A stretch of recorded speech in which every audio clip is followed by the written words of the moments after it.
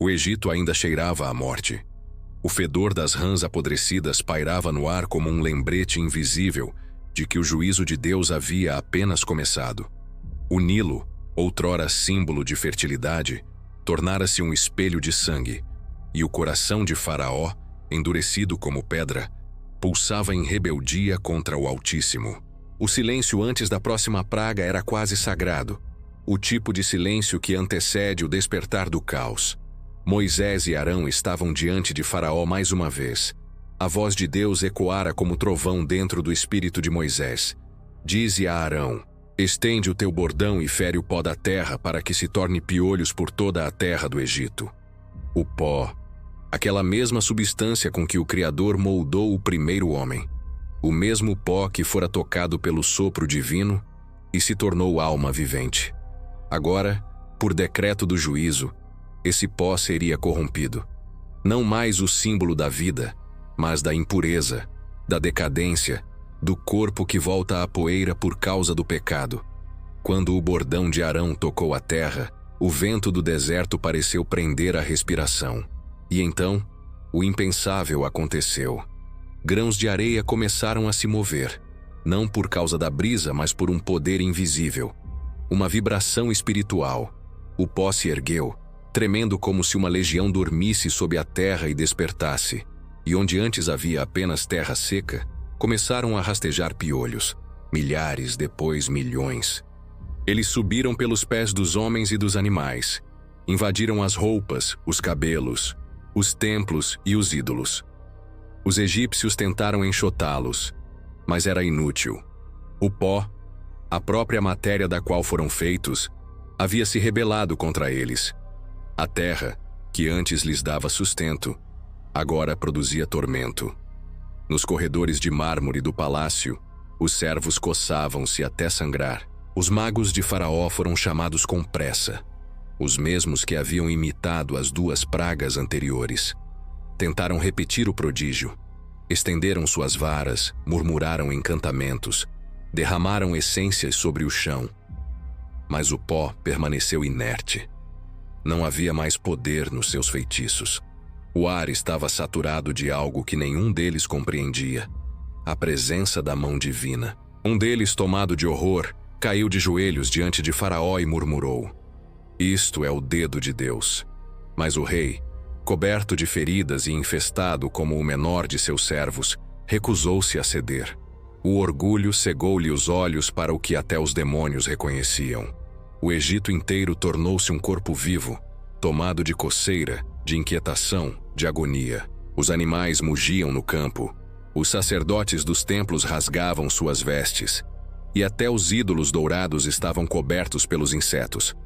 Uma cena grotesca de divindades sujas, impotentes diante do pó animado pelo sopro do juízo.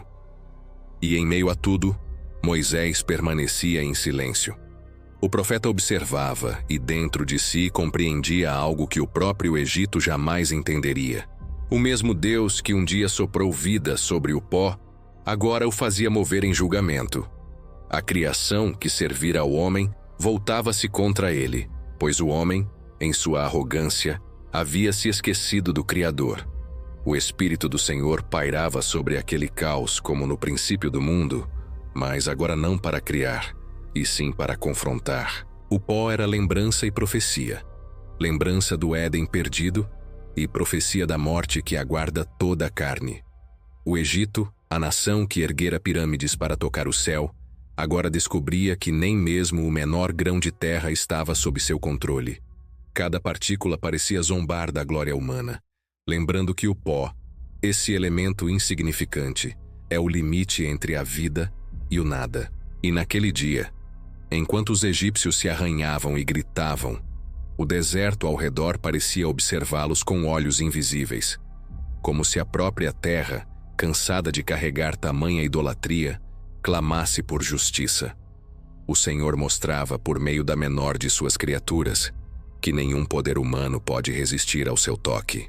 E o dedo de Deus, que moveu o pó naquele dia, seria o mesmo dedo que escreveria séculos depois a lei em pedra e a sentença contra o pecado no coração dos ímpios. O Egito já não dormia. As noites haviam se tornado longas, sufocantes, tomadas por um som que vinha de toda parte. O som das unhas arranhando a pele, das vozes gemendo nas sombras, do tormento que se espalhava em silêncio pela alma. O império do faraó, que acreditava ser divino, agora se curvava sob a tirania do menor dos seres criados. O pó da terra, animado pela palavra do Senhor, havia se tornado o exército do invisível. Cada piolho era como um mensageiro do juízo, um lembrete do que acontece quando a criatura se ergue contra o Criador. E o Egito, a nação que dominava rios, desertos e homens, agora não podia dominar sequer o próprio corpo. Os magos, que antes haviam se mostrado confiantes e soberbos, vagavam como espectros pelos corredores do palácio. As marcas das unhas cobriam-lhes os braços e rostos. Eles haviam tentado, em vão, reproduzir o milagre. Mas pela primeira vez, seus encantamentos morreram no ar, sem resposta. Era como se o próprio inferno houvesse se calado diante da voz do Altíssimo. Foi então que um deles, o mais velho, com o olhar vazio e a barba coberta de pó, ergueu a voz em meio à assembleia e disse: "Isto é o dedo de Deus." Essas palavras caíram como um trovão. Não eram apenas uma confissão, eram um reconhecimento de impotência. O Egito, centro do saber e da magia, teve de admitir que o poder que o confrontava vinha de um plano além de todo feitiço e filosofia. Os magos, que eram os sacerdotes da ciência e do oculto, reconheceram o toque do infinito e se prostraram em silêncio. Mas Faraó não se prostrou. O orgulho em seu peito era mais duro que o granito de suas pirâmides.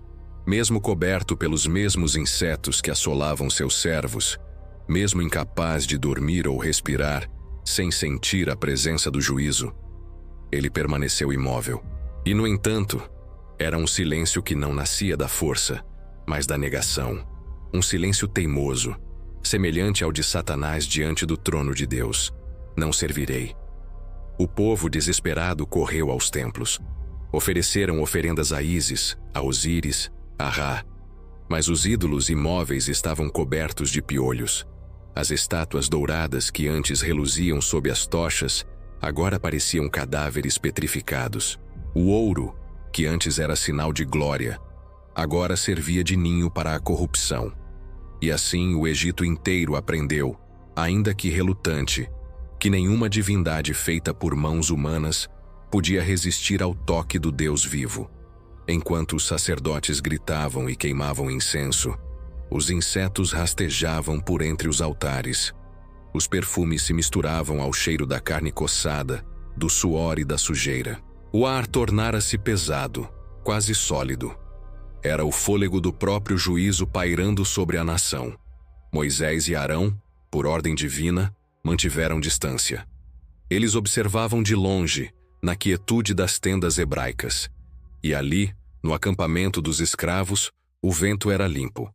Nenhum piolho atravessava o limite do povo de Deus. A diferença entre Israel e Egito começava a se tornar visível. O juízo conhecia o seu alvo. Os hebreus olhavam para os egípcios e tremiam, não de medo, mas de reverência. A cada praga, Deus não apenas castigava os ímpios, ele ensinava os seus. Cada golpe era uma revelação, um fragmento do caráter divino sendo gravado na história com o ferro do sofrimento humano. O dedo de Deus, essa expressão tão simples, era o prenúncio de algo muito maior. Séculos depois, aquele mesmo dedo escreveria em tábuas de pedra a lei eterna. E mais tarde, o próprio Cristo, o Verbo encarnado, diria: "Se é pelo dedo de Deus que eu expulso os demônios, então é chegado a vós o reino de Deus." A praga dos piolhos era, portanto, mais do que uma punição. Era uma revelação profética. O reino de Deus invadindo o reino dos homens, o poder invisível se manifestando sobre o visível, a matéria. O pó, sendo reanimada pela voz divina não para dar vida, mas para trazer juízo. O Egito, orgulhoso de sua ciência e magia, descobriu que a verdadeira fronteira do poder não está na força, mas na obediência. O dedo de Deus marcava não apenas a pele, mas a alma. Era o toque que separa os vivos dos mortos, os humildes dos arrogantes, os que ouvem a palavra dos que resistem a ela. E à medida que os dias passavam, o Egito começou a compreender uma verdade amarga. O silêncio de Deus, que outrora parecia distância, agora se tornava insuportável, pois não há maior terror do que sentir o peso do juízo sem o som da misericórdia. O desespero não vinha apenas dos piolhos, mas da consciência de que estavam diante de algo que não podiam explicar nem combater. Era o invisível que governava o visível, o Criador que mostrava a sua soberania através da mínima de suas criaturas. Enquanto isso, Moisés aguardava a próxima palavra. Cada praga era uma mensagem. E o Egito, mesmo em sua dor, era o papel sobre o qual Deus escrevia o drama eterno do juízo e da redenção.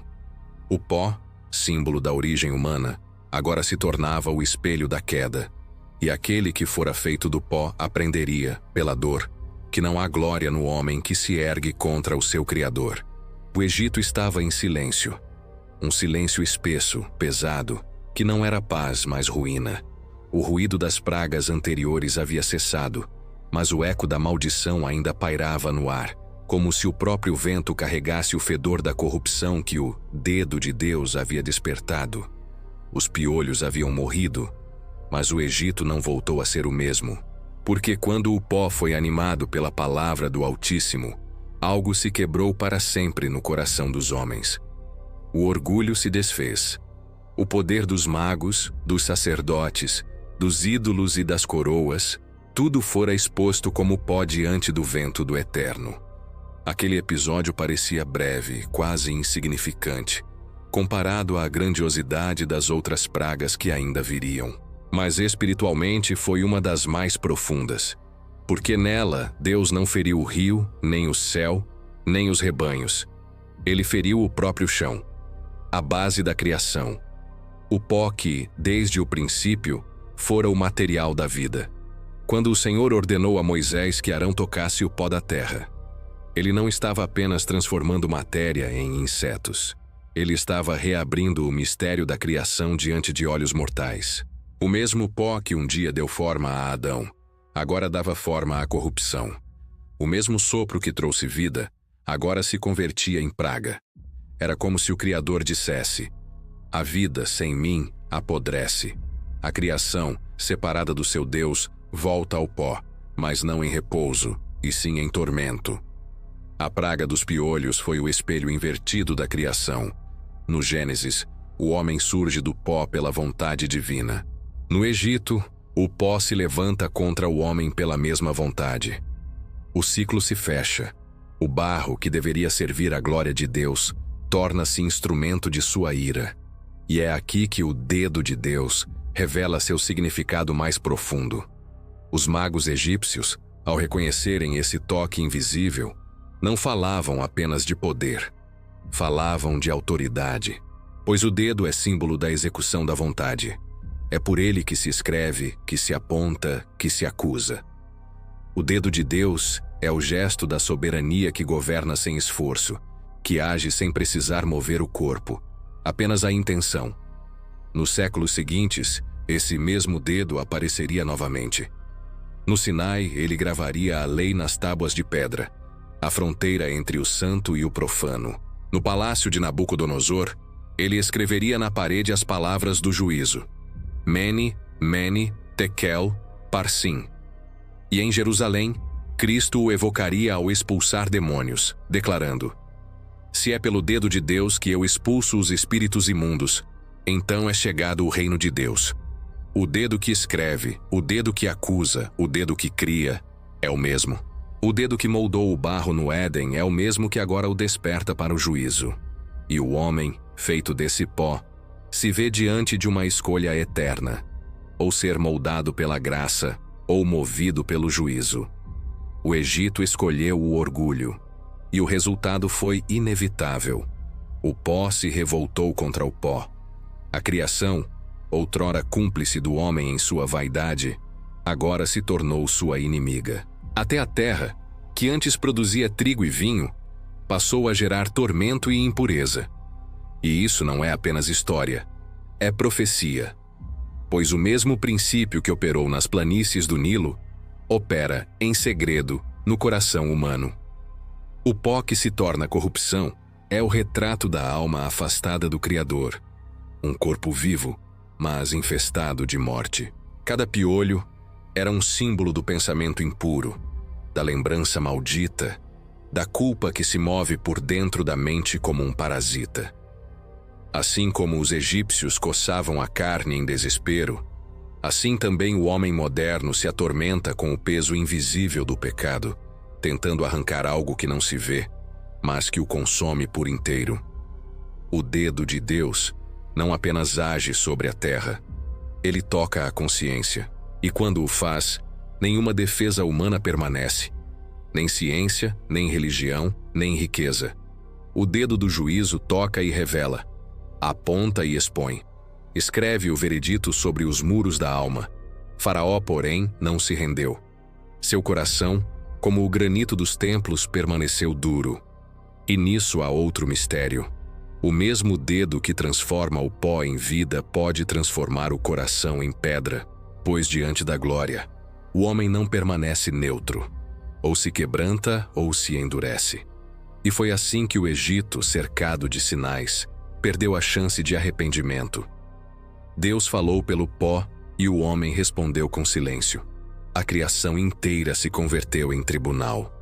O vento era testemunha, o chão, instrumento, o corpo humano, palco do castigo.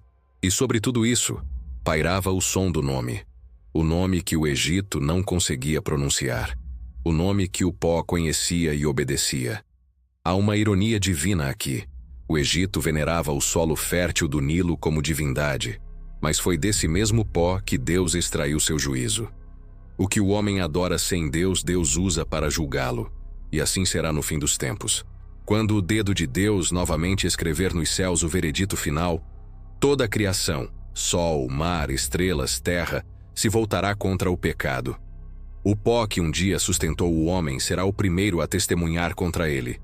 O Apocalipse é o eco distante dessa praga. Quando as taças da ira forem derramadas, a terra ferirá os homens com chagas, o ar se tornará veneno, as águas, sangue, os elementos, armas do Criador, e mais uma vez, o pó se levantará. A matéria clamará justiça contra o espírito rebelde. A praga dos piolhos é, portanto, o prenúncio do juízo cósmico. Um lembrete de que a criação não é neutra. Ela se submete ao seu Senhor. Quando o homem desafia Deus, o universo inteiro se volta contra ele. O pó, que parecia inerte, ouve. E quando Deus fala, o pó obedece. No Egito, o dedo de Deus tocou o chão e trouxe miséria. No Calvário, esse mesmo dedo foi cravado na cruz, e do toque brotou redenção. Mas para aqueles que resistem, o toque será novamente de juízo. O toque que desperta o pó não para a vida, mas para a vergonha eterna. E assim termina a terceira praga. Não com trovões nem rios de sangue, mas com o som mais temido do universo. O som do silêncio divino após o toque do seu dedo. O Egito não soube ouvi-lo, e por isso mergulhou nas trevas que viriam a seguir. Mas Israel, que observava de longe, aprendeu a lição. A terra não é apenas chão. É o altar sobre o qual o Criador escreve, com poeira e sangue, o drama da eternidade.